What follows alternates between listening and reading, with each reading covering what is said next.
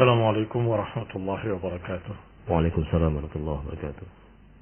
إن الحمد لله نحمده ونستعينه ونستغفره ونعوذ بالله من شرور أنفسنا ومن سيئات أعمالنا. من يهده الله فلا مضل له ومن يضلل فلا هادي له. وأشهد أن لا إله إلا الله وحده لا شريك له. وأشهد أن محمدا عبده ورسوله صلى الله عليه وعلى آله وأصحابه والتابعين وتابع التابعين ومن تبعهم بإحسان إلى يوم الدين. وبعد، إخواني في الدين، أعزكم الله ومسلمين. Pendengar radio Indah Siar yang kami hormati, alhamdulillah kita bertemu kembali pada pagi ini dalam keadaan sehat walafiat insyaallah. Kita masih membahas faedah-faedah dari hadis yang panjang, yaitu hadis Safwan ibn Assal yang didatangi oleh Zir ibn Hubaish untuk bertanya sebuah ilmu. Dan sudah dibahas sebagiannya. Yang terakhir kita bahas adalah faedah tentang masalah al-mashu alal khuf, mengusap di atas sepatu.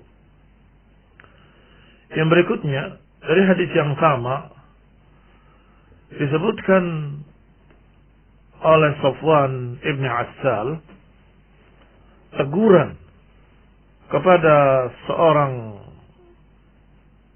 dari Badui yang menyatakan dengan suara yang keras, memanggil namanya. Kata beliau, "Waihaka atunadi Rasulullah bisautin murtafi'." Celaka engkau. Apakah engkau memanggil Nabi dengan suara yang keras seperti itu? Wallahu azza wa jalla yaqul, padahal Allah Subhanahu wa taala berfirman, "Ya ayyuhalladzina amanu la tarfa'u aswatakum fawqa sautin nabi wa la tajharu lahu bil qawli ka jahri ba'dikum li ba'd an tahbata a'malukum wa antum la tash'urun." Bukankah Allah berfirman, "Wahai orang-orang yang beriman, jangan keraskan suara kalian di atas suara Nabi, dan jangan kau jaharkan, kau tinggikan suaramu dengan ucapan seperti kalian berbicara antara kalian, sebagian kalian kepada sebagian yang lain. Antahbata a'malukum wa antum la tash'urun." Dikhawatirkan akan gugur amalan-amalan kalian dalam keadaan kalian tidak sadar. Ini faedah berikutnya, yaitu tidak boleh mengeraskan suara di atas suara Nabi sallallahu alaihi wa ala alihi wasallam. Mungkin ada pertanyaan, bukankah kita tidak hidup di zaman Nabi? Artinya kita tidak pernah mengajak bicara Nabi, dan tidak mungkin karena beliau telah wafat sallallahu alaihi wa ala alihi wasallam. Kata para ulama, na'am, memang Rasulullah SAW telah wafat. Tetapi kalau kita mengucapkan kalimat atau pendapat menyelisih pendapat Nabi, bahkan kita kampanyekan, kita dakwahkan, kita utamakan di atas ucapan Nabi, itu juga termasuk yang dilarang dalam ayat ini. La tuqaddimu baina yadayillahi wa rasulihi wattaqullah. La tuqaddimu, jangan mendahului Rasulnya alaihissalatu wassalam. Jangan mendahului Allah dan Rasulnya. Artinya, kalau engkau keraskan suaramu dengan makna engkau angkat suaramu di atas suara Nabi, pendapatmu di atas pendapat Nabi, usulanmu di atas apa yang diajarkan oleh Nabi, maka itu juga kurang ajar. Dan itu juga adab yang jelek kepada Rasulullah sallallahu alaihi wasallam. Bahkan kata Ibnu Qayyim rahimahullah, bal huwa asyad, bahkan itu lebih dahsyat. Kalau suaranya saja keras, lebih tinggi dari Nabi, sudah terancam apa? Antahbata a'malukum wa antum la tash'urun. Bisa jadi akan gugur amalan-amalan kalian dalam keadaan kalian tidak sadar. Itu baru suaranya lebih keras dari Nabi. Maka bagaimana kira-kira kalau pendapatnya diangkat di atas pendapat Nabi? Nabi menyatakan jangan, kamu katakan boleh, tidak mengapa. Atau Nabi menyatakan tidak mengapa, kamu katakan jangan, itu tidak bagus. Padahal Nabi menyatakan tidak mengapa. Ini kekurangan ajaran yang lebih dahsyat. Dan tentunya akan gugur amalan-amalannya. Lebih dahsyat lagi. Kaum muslimin rahimani wa rahimakumullah. Orang tadi A'rabi, Badui. Yang disebutkan oleh Syekh Ibn Utsaimin, makna al-A'rab la ya'rifuna al-adab katsira. Li'annahum ba'iduna 'anil mudun wa ba'iduna 'anil ilm. Orang Badui adalah orang yang tidak mengenal adab-adab dan aturan-aturan di kota karena tempat tinggalnya jauh di gunung atau di tengah padang pasir yang biasa hidup dengan hewan ternaknya, dengan unta dan binatang piaraannya. Ba'iduna 'anil mudun, jauh dari kota. Ba'iduna 'anil ilm, jauh dari ilmu. Sehingga barakallahu fikum faedah berikutnya. Mudah-mudahan kalian mencatat ini faedah keberapa. Faedah berikutnya, hendaklah kita jangan meniru adab orang-orang Badui yang biasanya kasar dan biasanya tidak mengerti adab sopan santun. Barakallahu fikum. Faedah berikutnya, bagaimana Rasulullah SAW memaklumi orang yang tidak mengerti atau orang yang memang sudah terbiasa dengan itu di gunung, di kampungnya, sehingga ketika ke kota nggak mengerti adab, tidak mengerti sopan santun, tidak mengerti basa-basi. Panggilan-panggilan biasa mereka panggil dengan suara keras karena mereka biasa berjauhan di sana, tinggalnya nomaden. Kalau memanggil seseorang mereka akan berkata, "Ya fulan, ya fulan." Ternyata ketika datang kepada Rasulullah SAW, mereka memanggil dengan cara yang sama. "Ya Muhammad, ya Muhammad." Sallallahu alaihi wa ala alihi wasallam. Tetapi Rasulullah SAW sabar. Berarti apa faedah berikutnya? Sabar terhadap orang Badui dan orang yang tidak mengerti. Mereka bukan disengaja ingin kurang ajar pada Nabi. Tetapi mereka sudah terbiasa dengan cara-cara seperti itu. Maka Nabi pun menjawab dengan suara yang hampir sama.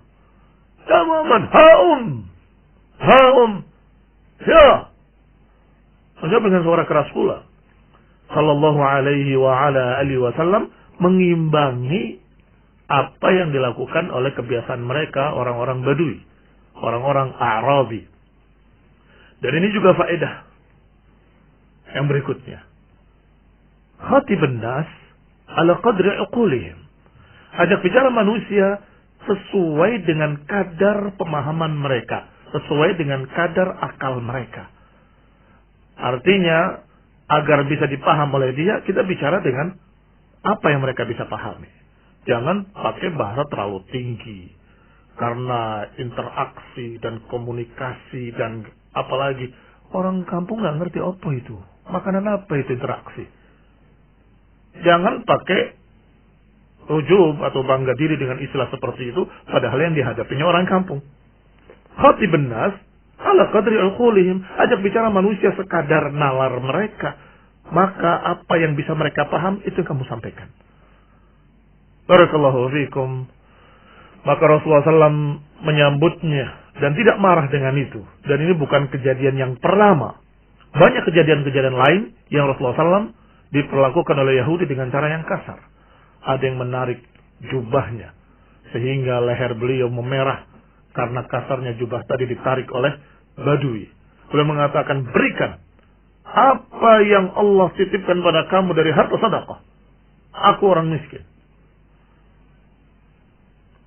Lihat ucapannya dan lihat caranya. Para sahabat marah. Ini kurang ajar orang ini. Kata Nabi, biarkan dia. Ta'al, marilah. Apa yang kamu minta? Aku minta makanan. Aku minta pakaian. Nih, makanan. Nih, pakaian. Apa lagi? Kurang. Rasulullah tambah lagi. Kurang. Rasulullah tambah lagi. Dan ditanya lagi. Kurang. Diam orang tadi. Dan berkata, sungguh demi Allah, aku tidak pernah menemui orang yang lebih baik dari kamu. Kamu orang yang paling baik yang saya temui. Dia dakwahkan ke kaumnya, aku melihat orang yang paling baik selama aku hidup. Aku gak pernah menemui orang sebaik dia. Subhanallah. Hikmahnya, mereka langsung mendakwahkan Islam ini kepada kampungnya, kepada kaumnya.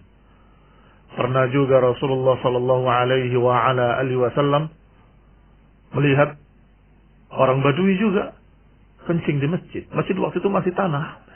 Kalau sekarang sudah jelas dengan bangunannya, dengan karpetnya, dengan sudah terlihat sekali. Hampir-hampir tidak ada orang yang tidak tahu kalau itu masjid. Kalau waktu itu wajar tidak tahu, karena orang itu Badui, tidak mengerti, datang dan kencing di masjid. Para sahabat sudah marah dan ingin memukuli orang ini. Kata Nabi SAW, da'uh, la tusrimu. Biarkan dia. Jangan diputus kencingnya. Biarkan, sampai selesai. Setelah selesai dipanggil. Inna hadha masjid. Ini adalah masjid. Lissalah, li'ibadatillah, wa liqra'atil Qur'an. Kama qala, sallallahu alaihi wa ala alihi wa sallam, diajarkan dengan baik. Mengapa? Karena Rasulullah SAW tahu ini A'rabi, orang Badui, tidak mengerti. Barakallahu fikum. Sampai setelah selesai nasihati, kata Nabi, ambil air seember, tuangkan ke bekas kencingmu, bersihkan. Dibersihkan oleh Badui tadi. Kemudian orang itu berkata, Allahumma arhamni wa Muhammada wa la tarham ma'ana ahada. Ya Allah, ampunilah aku dan Muhammad saja, jangan ampun yang lain. Masih Badui, masih orang yang Masya Allah butuh kesabaran kita menghadapinya. Berbuat salah lagi dalam doanya. Allahumma arhamni wa Muhammada wa la tarham ma'ana ahada. Ya Allah, ampunilah aku dan Muhammad saja, jangan ampuni yang lain. Karena melihat para sahabat tadi marah. Apa kata Nabi? Beliau jawab, beliau tegur dengan sabar, dengan kalimat yang lembut. Idzan daya'tal wasi'. Idzan daya'tal wasi'. Kalau doamu seperti itu, berarti engkau menyempitkan yang luas. Rahmat Allah itu sangat luasnya. Bagaimana mungkin kau sempitkan, jangan rahmat yang lain? Tidak bisa. Allah maha luas rahmatnya. Dua kalimat. Idzan daya'tal wasi'. Kalau begitu, engkau menyempitkan yang luas. Artinya doa kamu salah seperti itu. Sampai ketika faquha, ketika Badui ini, A'rabi ini sudah mulai faqih, sudah mulai berilmu, dia berkata, sungguh demi Allah, aku tidak pernah mendapati seorang guru yang lebih baik dari Rasulullah SAW. Ini sangat baik dalam mengajarkan ilmu. Ikhwan ibn a'azakumullah, demikianlah kesabaran beliau kepada A'rabi. Dan ini faedah buat kita semua. Hendaklah sabar menghadapi orang-orang yang tidak mengerti, orang yang tidak paham, orang yang belum paham ilmu. Harap maklum karena mereka belum paham. Barakallahu fiikum. Yang berikutnya adalah faedah tentang al-mar'u ma'aman ahab. Seseorang bersama siapa yang dicintainya. Sampai di sini saja. Jazakumullahu khairan wa sallallahu Muhammadin wa ala alihi wa ashabihi wa sallam tasliman katsira. Baik kaum muslimin, demikian tadi penyampaian nasihat ataupun kajian Islam yang disampaikan oleh Al-Ustaz Muhammad bin Marsaid Hafizahullah Ta'ala. Dan sekarang kita akan menuju ruang tanya jawab. Dan sebelumnya kami mohon maaf apabila ada sesuatu yang kurang nyaman. Nanti kita akan kembali mengikuti ruang tanya jawab yang bisa disampaikan di 0853 1625 kali kemudian 6. Baik, pertanyaan yang pertama. Bismillah. Assalamualaikum warahmatullahi wabarakatuh. Afwan, izin bertanya Ustaz, terkait kerusakan otak. Jika seseorang qadarullah memiliki gangguan kejiwaan, apakah boleh dia berobat ke psikolog atau psikiater yang notabene mengambil dari ilmu barat? Bagaimana jika hanya melakukan pengobatan dengan berdasarkan Al-Quran dan Sunnah yang merupakan ilmu kejiwaan terbaik, seperti bekam, madu, kismis, ruqyah, Al-Quran, zikrullah, thalabul ilmi atau taubat nasuha? Bagaimana ya Ustaz? Jazakallahu khairan. Kalau perkara yang kedua, berobat berdasarkan Al-Quran dan Sunnah, nggak perlu ditanyakan. Itu jelas sesuatu yang dianjurkan. Tetapi yang pertama tadi perlu pembahasan sedikit. Bahwa mereka, para psikiater dan sejenisnya, adalah orang-orang yang mempelajari ilmu kejiwaan dalam artian kesehatan jiwa. Dan biasanya mereka dengan komunikasi, dengan pertanyaan-pertanyaan, dengan motivasi-motivasi dan seterusnya. Dan itu perkara yang pada asalnya mubah. Kecuali kalau bertentangan dengan Quran dan Sunnah. Kalau dikatakan engkau hendaklah sering bertemu dengan manusia, interaksi agar bisa kembali jiwamu begini.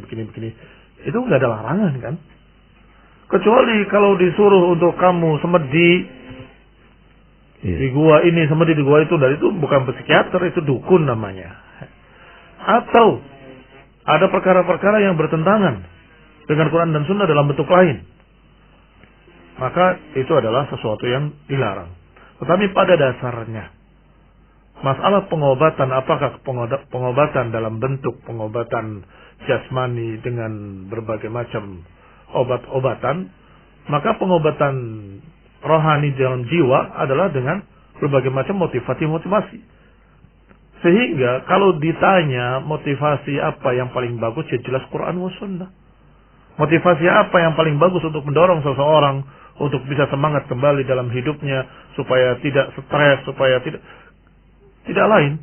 Bimbingan para ulama dengan Quran dan Sunnah. Diajari ilmu, diajak pengajian, dan seterusnya. Barakallahu fiikum. Ya. Berikutnya, Assalamualaikum warahmatullahi wabarakatuh, Ustaz. Saya mau tanya, apakah doa pagi asbahna dan seterusnya? Dan juga apakah makna ala dini Muhammad dan apakah makna milati Ibrahim? Adakah perbedaannya? Jazakallahu khairan. Nah, asbahna ala fitratul Islam wa kalimatul ikhlas wa ala dini nabiyina Muhammadin sallallahu alaihi wa ala alihi wasallam wa ala millati abina Ibrahim hanifan muslimah.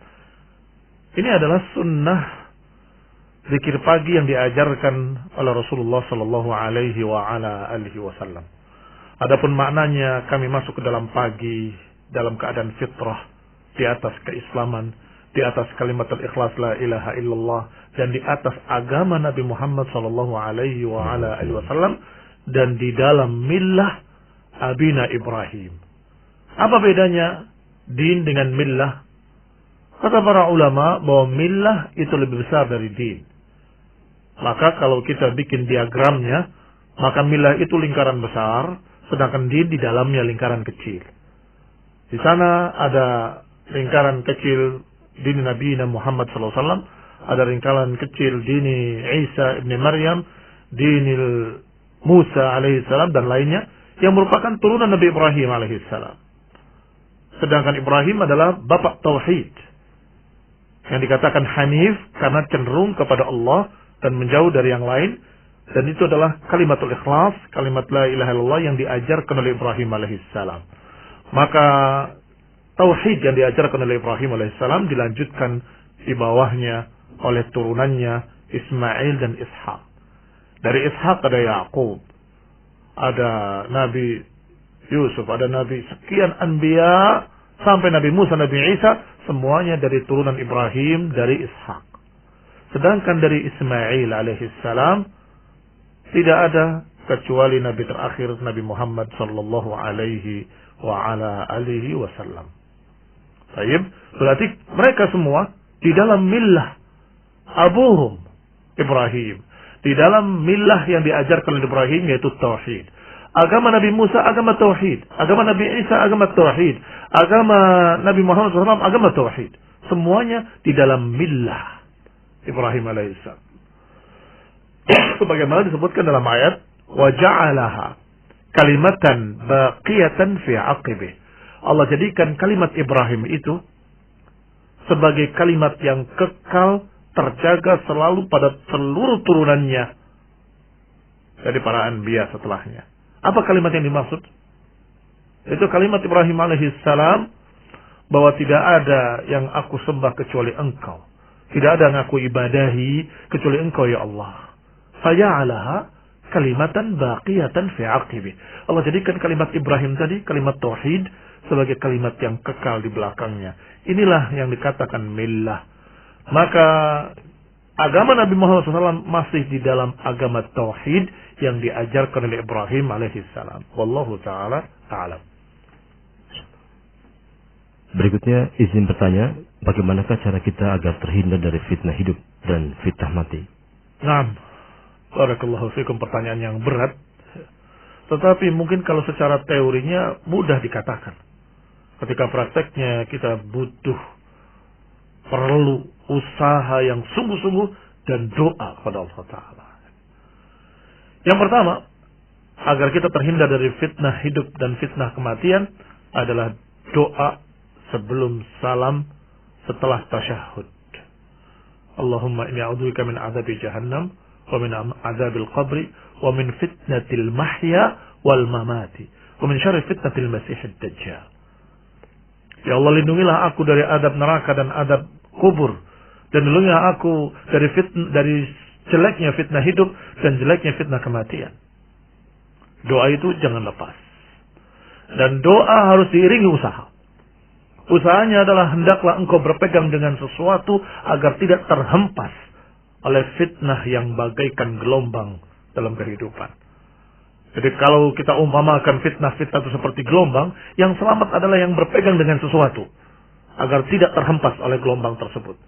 Kalau gelombang-gelombang fitnah melanda dan kita tidak memiliki pegangan, kita akan terhempas kemana gelombang itu berlalu. Akan berjalan bersama gelombang-gelombang fitnah. Apa yang paling kokoh untuk dipegang? Qala Allah wa qala Rasul. Ucapan Allah dan ucapan Rasul. Berarti jawabannya adalah ilmu. Kalau orang tidak tahu ilmunya, tidak tahu apa ayatnya, apa hadisnya, dia akan terombang-ambing dengan fitnah. Maka dia harus tahu apa kata Allah dalam masalah itu, apa kata Rasul dalam masalah itu. Berarti harus belajar. Naam, tidak ada lain. Kamu harus belajar.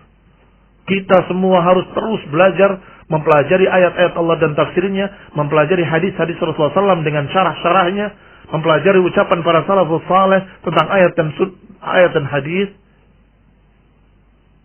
agar kita betul-betul kokoh di atas ilmu, di atas keyakinan. Siapa yang akan bimbang terombang-ambing? Orang yang tidak tahu. Katanya kanan, ikut ke kanan. Oh enggak, kiri-kiri, ikut ke kiri. Enggak bisa, kita harus ke sini, ikut ke sana. Karena tidak tahu dan karena tidak memiliki keyakinan. Tetapi orang yang memiliki keyakinan ala ilmin, di atas ilmu, dia tahu jalannya sangat jelas ke sana. Maka siapapun yang berkata, mari ke kanan, mari ke kiri, dia akan berkata, tidak. Saya tahu jalan saya dan saya yakin dengan apa yang saya imani. Tidak akan terbawa dengan gelombang fitnah kehidupan atau fitnah kematian. Barakallahu fikum. Berikutnya, izin bertanya, bagaimana jika dalam akikah atau akikah penambahan menu berupa ayam di dalam kotak catering tersebut, apakah menyelisih syariat? Tidak menyelisih syariat. Itu hanya tambahan sedekah. Yang penting engkau niatkan ketika menyembelihnya. Jadi akikah itu adalah menyembelih 1 ekor kambing untuk anak perempuan dan 2 ekor kambing untuk anak laki-laki. Itu akikah. Selebihnya hanya sedekah. Nasinya, daun bawangnya, atau apalagi acarnya, itu semua sedekah. Karena yang namanya akikah adalah ketika menyembelih hewan tadi dengan niat bahwa ini untuk akikah anak saya. Maka itulah akikah. Selebihnya hanya kebaikan kalian, kebaikan kita kepada kaum muslimin, kepada ikhwah ahli sunnah, kepada saudara-saudara kita, pada famili, untuk bagi-bagikan daging tadi kepada mereka, atau membagi sekalian dengan berbagai macam makanan-makanan, silakan. Tapi itu bukan akikah. Yang namanya akikah adalah menyembelih hewan kurban dengan niat itu sebagai akikah anaknya. Wallahu ta'ala a'lam. Kemudian, bismillah, Afwan Ustaz mau bertanya tentang hadis, jangan jadikan rumah-rumah kalian seperti kuburan. Apakah dalam juga termasuk apakah ini dalamnya hanya termasuk membaca Al-Quran dengan mushaf, ataukah dalamnya termasuk memurja hafalan atau mendengarkan murotal, termasuk juga dalamnya? Jazakumullah khairan. Nah,